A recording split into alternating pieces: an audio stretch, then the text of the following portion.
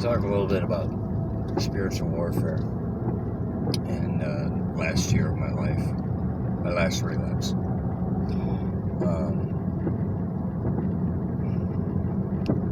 I've been aware of spiritual warfare and a part of it since I was probably 10 years old. I'm 48 now, so it's been a while.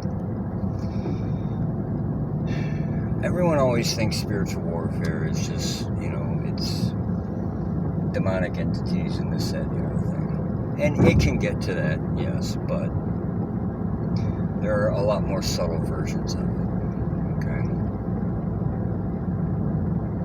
So last year I relapsed, and my inner circle, including my family and somebody very near and dear to me, completely abandoned me, discarded me, threw me away like I was a piece of trash.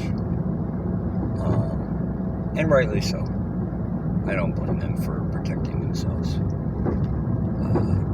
I'm a real piece of work when I'm in active addiction. And,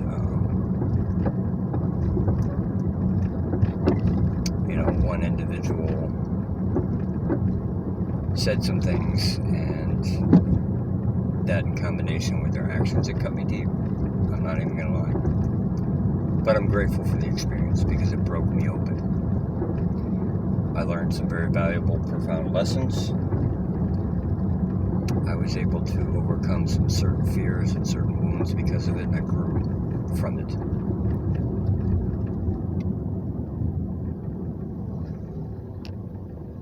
I'm driving around.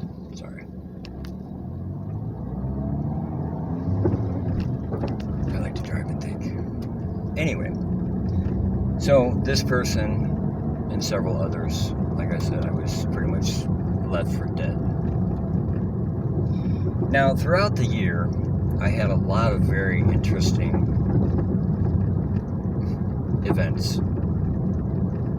I had several instances where I had complete strangers who I had never met before in my entire life approach me once they found out my name and proceed to tell me that certain things, like this individual who I had been with at the time, that the whole relationship was a setup from the word go, and that they were literally paid to get me to fall in love with them, to break my heart so that I would relapse and overdose, so that my family could then claim a hidden life insurance policy on me.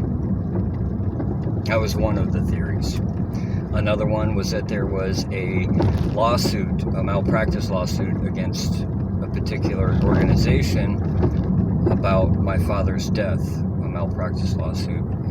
And when my family found out that the settlement would be divided evenly between all of us, of course, they didn't want me to have a penny of it. So, similar scenario, they approached said person to do whatever they could to essentially facilitate taking me out. Now, I don't have any proof of any of this.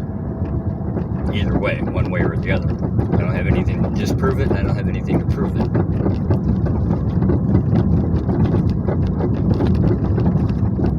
This is a fucked up road.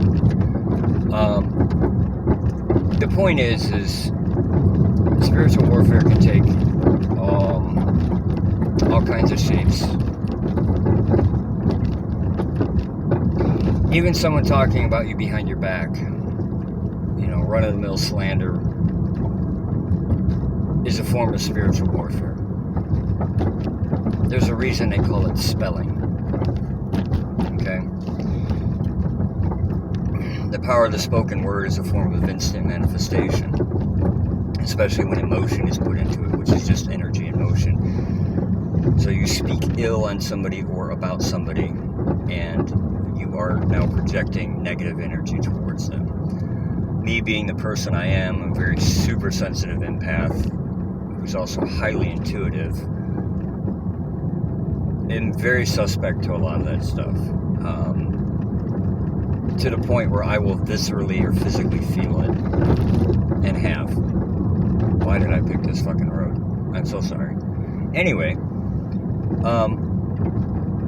so there were several instances like that. I even had one email me what I believe is now fake documentation that showed 2 of my sister's signatures on a lawsuit.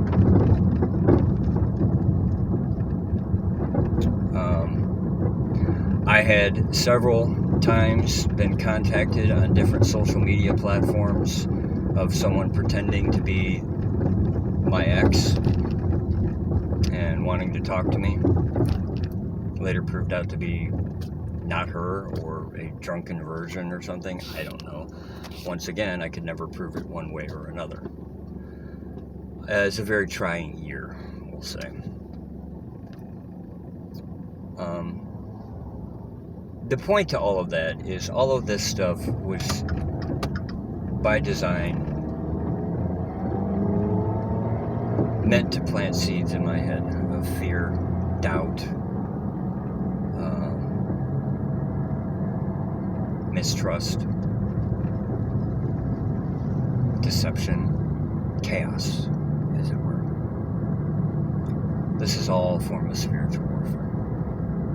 Whether these people consciously did it or not, whether any of that proves out to be true or not, doesn't matter. Not to me. Because the spiritual lesson is the more important one. Because ultimately that's where real fulfillment comes and real growth comes from.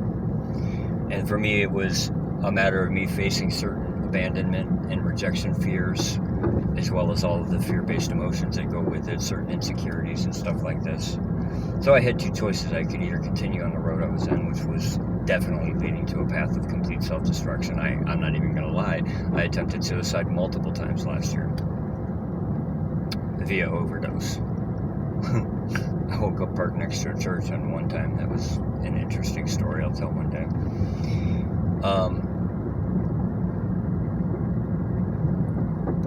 You know,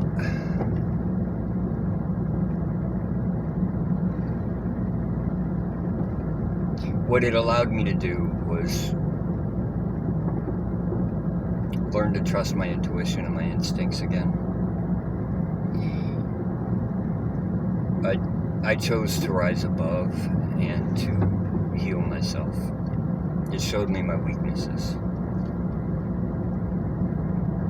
And for that, I am forever grateful. Even the heartbreak, even the person who ghosted me, I am forever grateful for the fact that she did that. And it's difficult to say at times.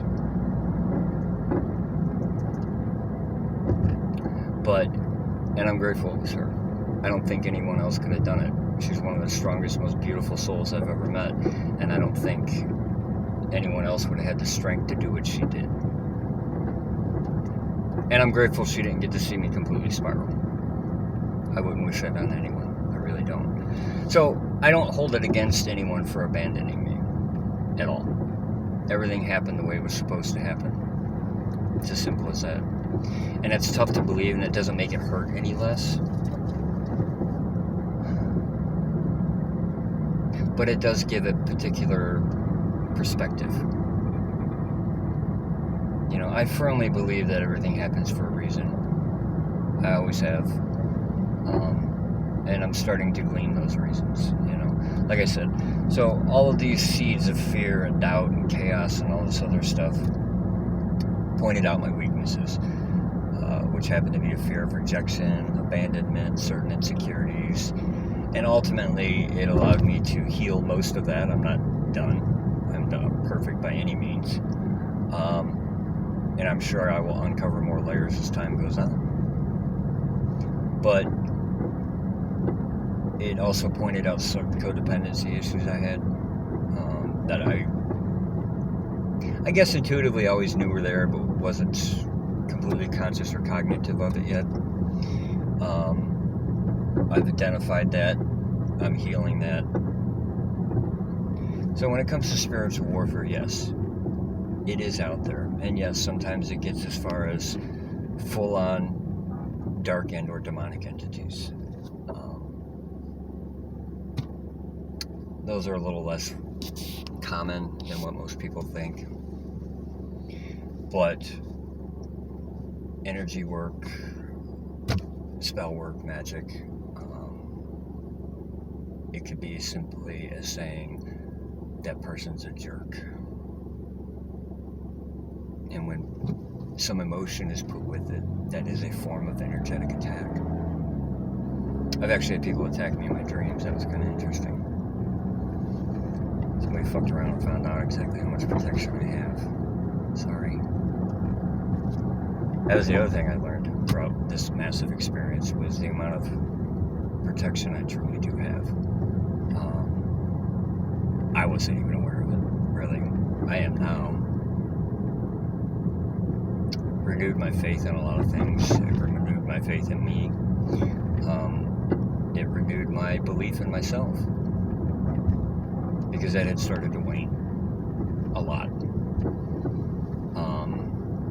But I'm much more confident in who and what I am and what I'm capable of now. I'm also a lot more aware of what my purpose is. Something I've always known intuitively, but I was afraid to step into my power. I no longer fear it. I think partly I used to fear the responsibility, and I would fear what that meant. I don't anymore.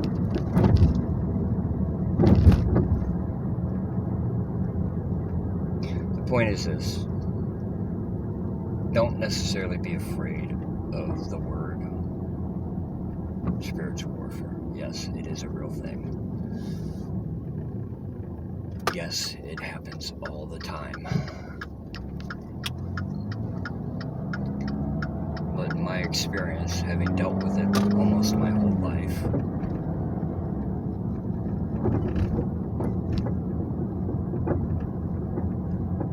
it serves a purpose. I will say it is interesting that last year was one of the most intense years I've had dealing with certain instances and energies.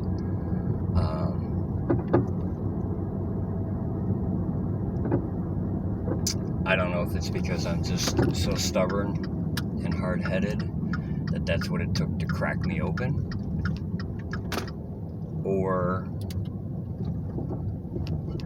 if it's because I was on the verge of such a profound amount of growth, another awakening, as it were. Which, by the way, spiritual awakenings, you usually have more than one. They go in levels and layers. Not too dissimilar to addiction and recovery. Just as addiction can be a progressive disease, and what they mean by that, especially when it comes to substance abuse addiction, they always say, your addiction's out in the parking lot doing push-ups. And you usually pick up right where you left off. And that is, for the most part, true. But it's also true for recovery. You can't unlearn what you've already learned. Well, you can. You can't unknow what you know. I'll put it that way. You can learn new behaviors, and you can learn new responses instead of reactions, but you always have the knowledge. So, progressive recovery and addiction, but also spiritual progress and spiritual warfare. What's the saying? If you're favored by God, you're also favored by the devil. In my experience, when it comes to this particular topic, my personal experience with it, you will reach a certain point in your growth, in your evolution, where a lot of that can't even touch you anymore. I mentioned, I don't know if it was on here or somewhere else, but the most empowering thing you can do is take 100% accountability for your life and where it's at. All of it, including spiritual, emotional, mental, physical, the whole nine. And once you take your power back, unless you give it away willingly, there is nothing in this world or out of this world that can take it from you. The Most High won't even fuck with free will. Remember that. So, yeah, last year was a very intense, dark night of the soul. But I've realized that perseverance is one of my superpowers.